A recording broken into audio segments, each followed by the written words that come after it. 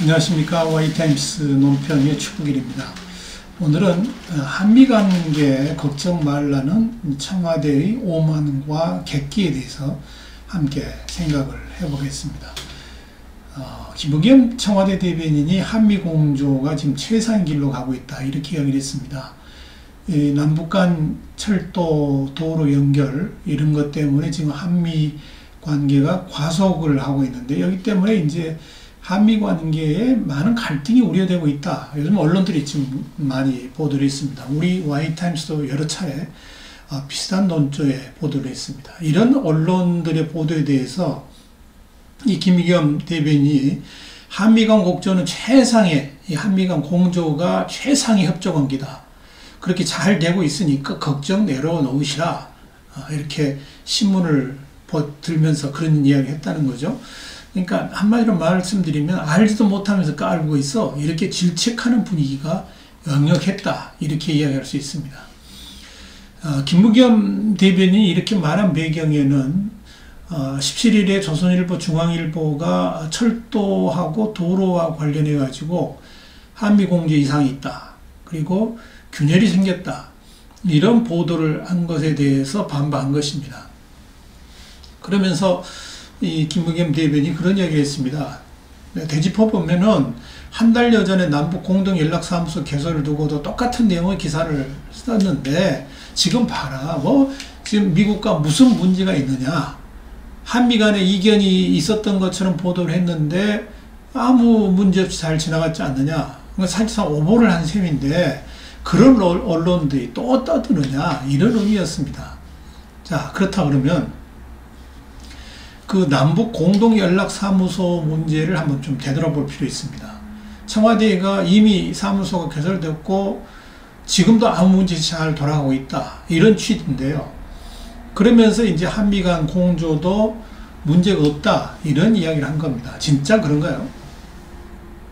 미국 국무부가 남북 관계 개선은 북한의 핵 프로그램과 별도로 진전될 수 없다라고 논평을 했는데, 청와대는 이걸 어떻게 이야기를 했는가 하니, 국무부 논평 원문을 보니까 이 문장은 논평 요구가 있을 때마다 수십 번 더 튀어나온 문장이고 자동 판매기처럼 툭툭 튀어나오는 그런 일반적인 문장이다. 그러니까 거기다가 의미를 둘 필요가 없다, 이렇게 이야기했습니다. 진짜 대단한 착각이고요. 볼 것만 쏙쏙 빼서 보는 판단의 오류다, 이렇게 이야기할 수 있습니다.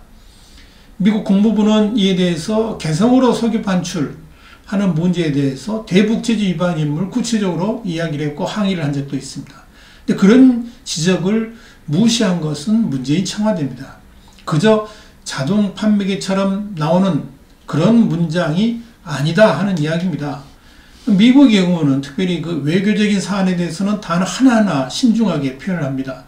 그 단어 하나가 주는 외교적 파장이 어마어마해질 수 있기 때문에 그렇습니다. 그런데 그런 표현을 자동 판매기에 비유한 청와대 인식은 참으로 가볍기 짝이 없습니다. 그러니까 자동 판매기처럼 남북관계 개선이 북한 핵 프로그램하고 별도로 진전될 수 없다, 이런 논평이 자주 나왔다 그러면 그만큼 지금 한미 간의 이견이 수없이 많았다는 걸 반증하는 거 아니겠습니까? 왜 그런 생각은 안 하죠?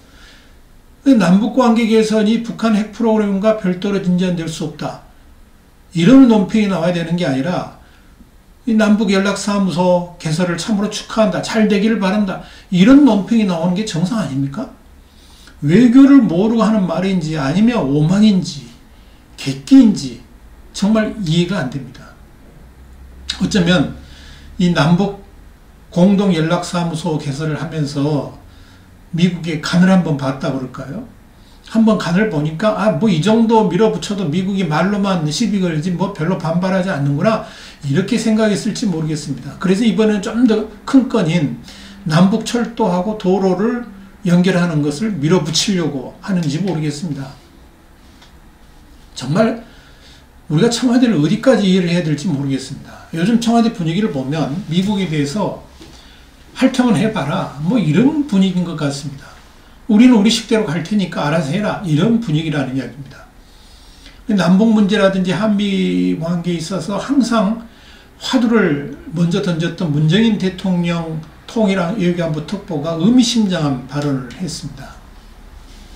18일 월간 중앙하고 인터뷰에 나온 건데요. 폼페이오 미 국무장관이 지난달 평양 남북 정상회담 합의하고 관련해 가지고 강경화 외교부 장관한테 항의한 적이 있었죠. 막 화를 냈다고 그랬지 않았습니까? 근데 청와대와 국방부가 진행하는 남북 철도 연결 등 뭐 이런 신뢰 구축 조치들이 비무장지대 뭐 이런 것들이 관련된 건데, 여기에 대해서 DMZ 관련 사항은 미국하고 협의할 사안이 아니고 유엔 사령부하고 합의할 사안이라 이렇게 이야기를 했습니다. 문재인 특보가 한 이야기입니다. 그러니까 미국이 나서지 마라. 왜 미국이 주제넘게 이런저런 이야기를 하느냐, 이런 이야기죠. 그러면서 트럼프 대통령이 강경화 외교부 장관의 오이사 제재 조치 해제 검토 발언에 대해서 미국의 승인을 받지 않고서는 그렇게 안 할 것이다, 그런 이야기 했는데, 거기도 이렇게 이야기했죠. 어떻게 우리가 미국만 따라가냐, 그러면 우리가 주권국가라고 말할 수 있겠느냐, 뭐 이런 이야기를 했습니다. 그리고 문특보는 이런 이야기까지 했습니다. 미국이 원하는 걸 다 해줘야지 한미 관계가 좋아지는 건 아니다. 주권국가 대 주권국가로서 바라봐야 된다라고 이야기를 했습니다. 참 문재인 특보의 발언이 얼마나 이게 아슬아슬하고 위험한 발언인지 본인은 생각하는지 모르겠습니다. 근데 문제는 이런 문특보의 생각이 지금 청와대를 지배하고 있다는 이야기입니다. 그런데 문특보가 얼마나 착각하고 있는지 단적인 예가 유엔 사령부하고 미국을 분리해서 생각하고 있다는 겁니다. 아마도 미국 정부가 아닌 유엔 사령부를 다루는 것이 쉽다고 판단해서 그런지는 모르겠지만, 분명한 것은 주한미군 사령관이 유엔 사령부 사령관을 맡고 있고, 또 주한미군 사령관은 다름 아닌 트럼프 대통령이 지명하는 사람입니다.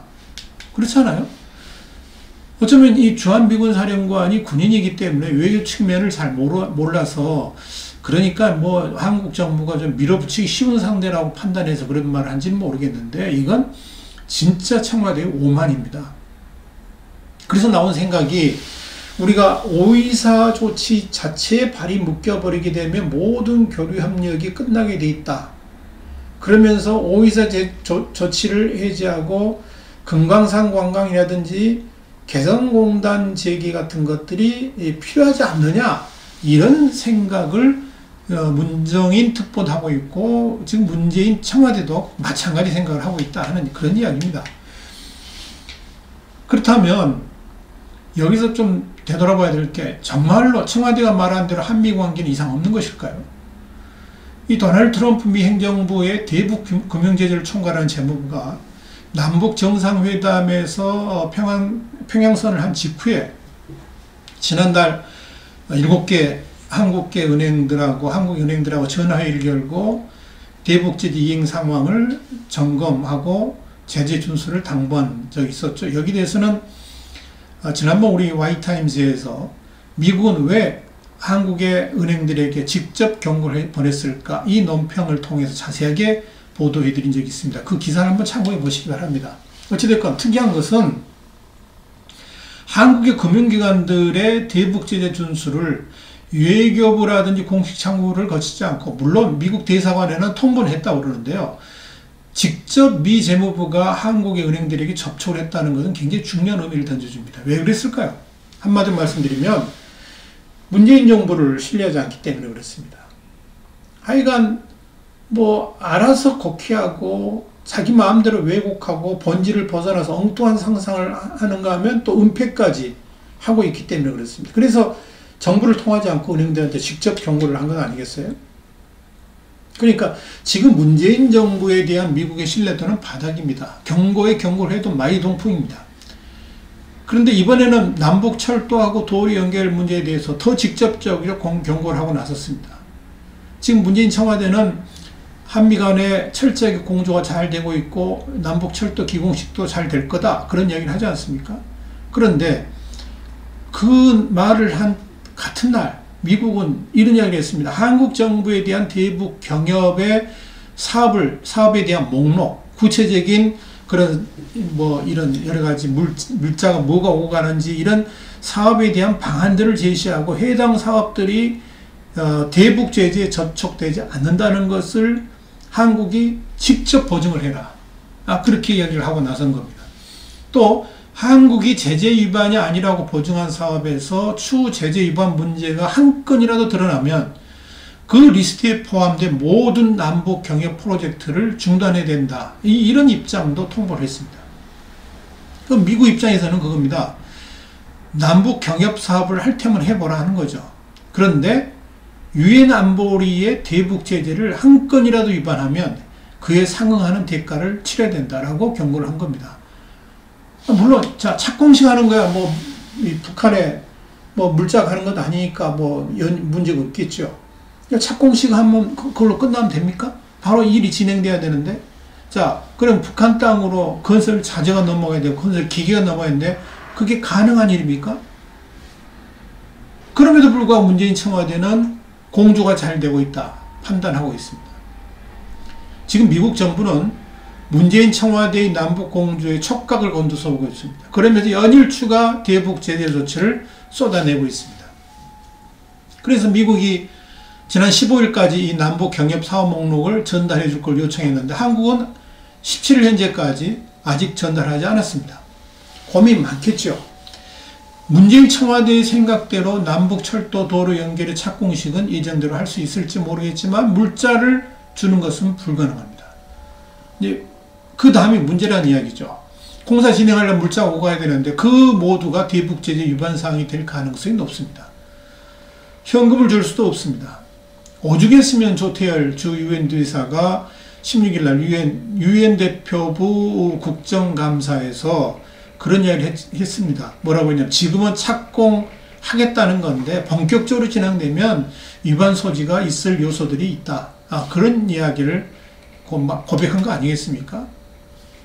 참으로 문재인 청와대가 아슬아슬한 벼랑길을 달려가고 있습니다. 남북철도 도로 연결하려면 특정한 건설회사가 투입될 겁니다. 지정이 되겠죠? 아마도 그 건설회사는 이번 남북 도로 연결 사업이 마지막 프로젝트가 될 가능성이 높습니다. 왜냐하면 대북 제재 위반 기업으로 미국이 지목을 받는 순간에 미국과 관련된 모든 제재가 시작될 것이기 때문에 그렇습니다. 그 기업에 제재가 가해지는 거죠. 그리고 그 기업과 거래하는 은행까지 세컨더리 보이콧으로 제재 대상이 될 수 있을 겁니다. 그랬을 때 문재인 정부에 대한 미국의 제재는 어떻게 될까요? 아슬아슬합니다. 문재인 청와대가 지금 그 위험한 외줄타기를 재촉하고 있는 겁니다. 그 모습을 지켜보는 국민들의 애간장이 녹습니다. 이것이 지금의 대한민국의 모습입니다. 얼마나 위태롭습니까? 오늘은 한미관계 걱정 말론 청와대 오만과 객기에 대해서 생각해 봤습니다. Y타임스 논평 주부기랬습니다. 다음 시간에 다시 뵙겠습니다.